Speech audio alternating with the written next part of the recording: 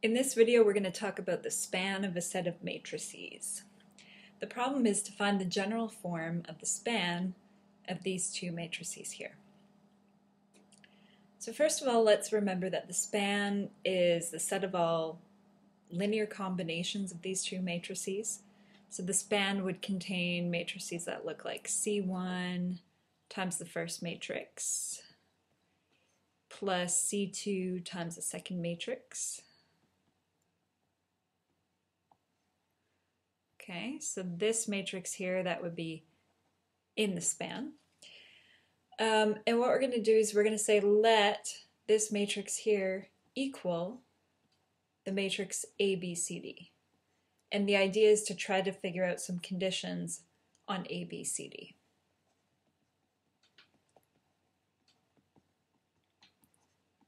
So we want to figure out what has to be true about the values ABCD so that this matrix here is in the span.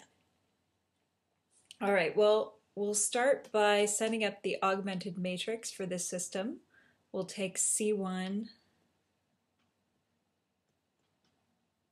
times that first matrix, so we're just copying this first matrix out into the first column. And we're going to say plus C2 times the second matrix should equal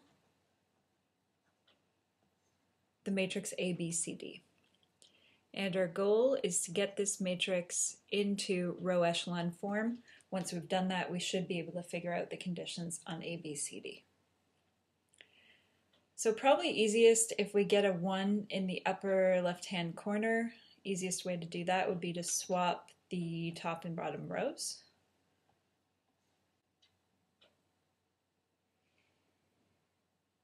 So we're going to use this 1 as a pivot, and we'll eliminate the 3 numbers below it. We'll do row 2 minus 6 times our pivot row, row 3 plus 10 times our pivot row, and also row 4 minus 4 times our pivot row.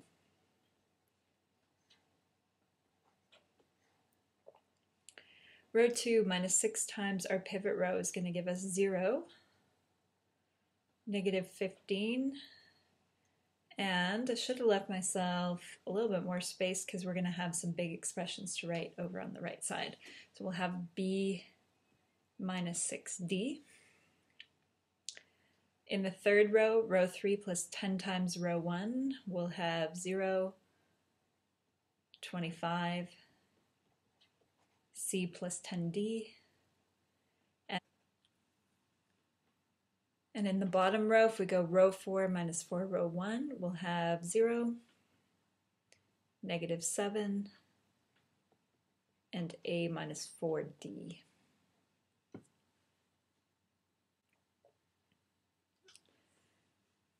Now from our previous pivot, we're going to move down into the right, over into this position. This is going to be our next pivot. So let's take row 2 and divide by negative 15. All right, so that's going to give us 0 and 1.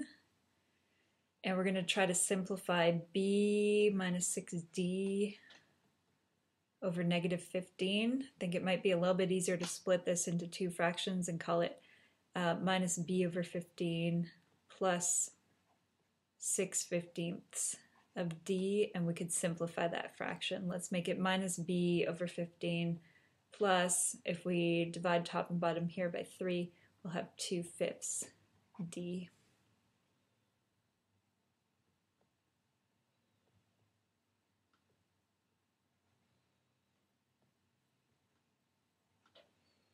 We'll just recopy the other rows.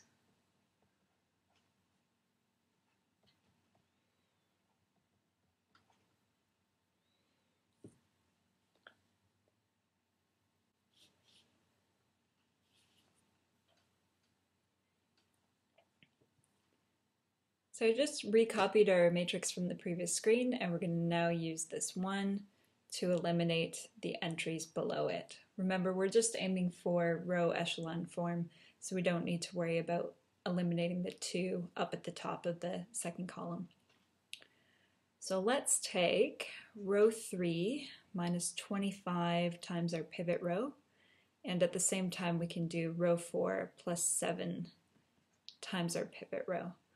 Now because of the fractions in here, we'll have to do a fair bit of calculation, so we can do that maybe down below the matrix.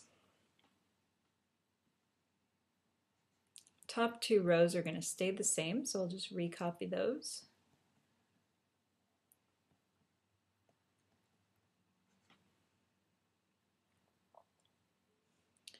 And let's start with row 3 minus 25 times row 2. So that's going to give us 0 and 0. Now on the right side, we're going to have C plus 10D minus 25 times negative B over 15 plus 2/5 D.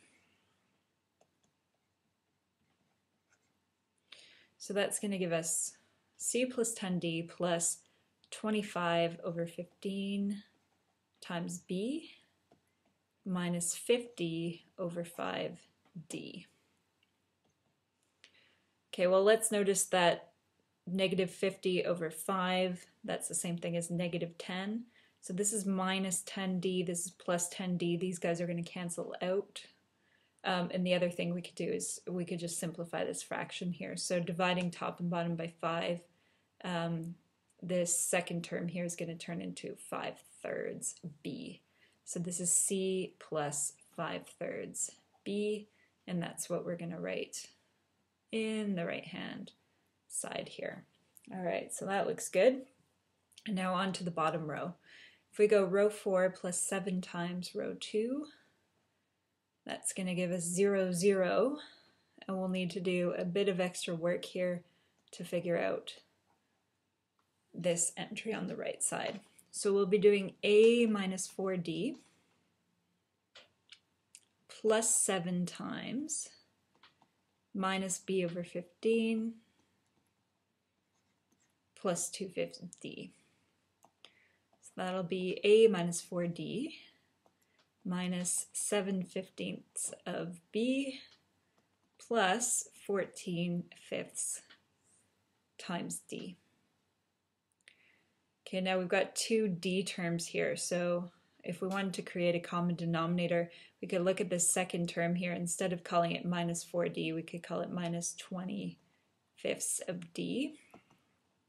And that way we can add everything up. So we've got A minus 7/15 B minus 6/5 of D.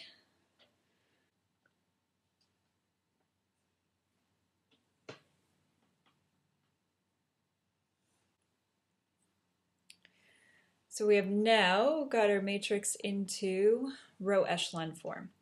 What we're interested in is the 0 rows of the REF. So if we look at the bottom 2 rows, they both got 0, 0 on the left side.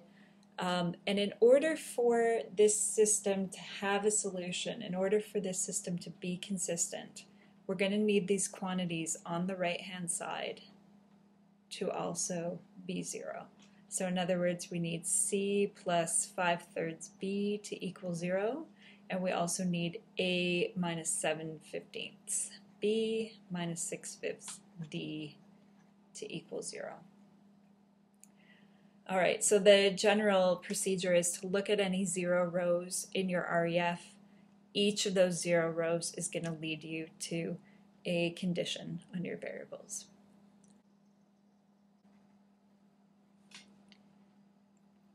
So one way of describing the span would be to say that the span is the set of all matrices A, B, C, D, such that the following 2 conditions are true. C plus 5/3 B is equal to 0, and A minus 7/15 B minus 6/5 D is equal to 0.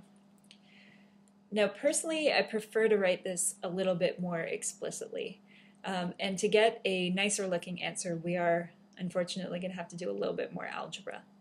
So let's go back to these conditions that we had written up at the top. C plus 5/3 B equals 0 is the same thing as saying C has to be equal to minus 5/3 b. In looking at the second condition, is equal to 6/5 of d. Then we could multiply both sides through by 5/6. So 5/6 a plus, I'm going to say 5/6 times minus 7/15 b is equal to d. So multiplying through by 5/6 on the right is just going to cancel that fraction for us. And we'll do a little bit of cleaning up here. We've got 5/6 a. Our second coefficient here is going to be negative, and we're going to be able to cancel a factor of 5 from the top and the bottom. So let's make that minus 7/18b is equal to d. All right, so we've now found some alternative versions of our two conditions. We've solved for c and d, and we're now going to be able to actually plug these two conditions into our matrix A, B, C, D. So we could alternatively say that the span is a set of matrices A, B, C, D, except instead of writing C, I'm going to write minus 5/3 B, and instead of writing D, I'm going to plug in the expression for D. So 5/6 A minus 7/18 B. And that is a more explicit version of the span. So either of these two answers are acceptable. This one here, that's great. It's a little bit long-winded. This one here is also great. The nice thing about the second form is that it's explicit, but the drawback of it is that we had to do this additional algebra to come up with this answer.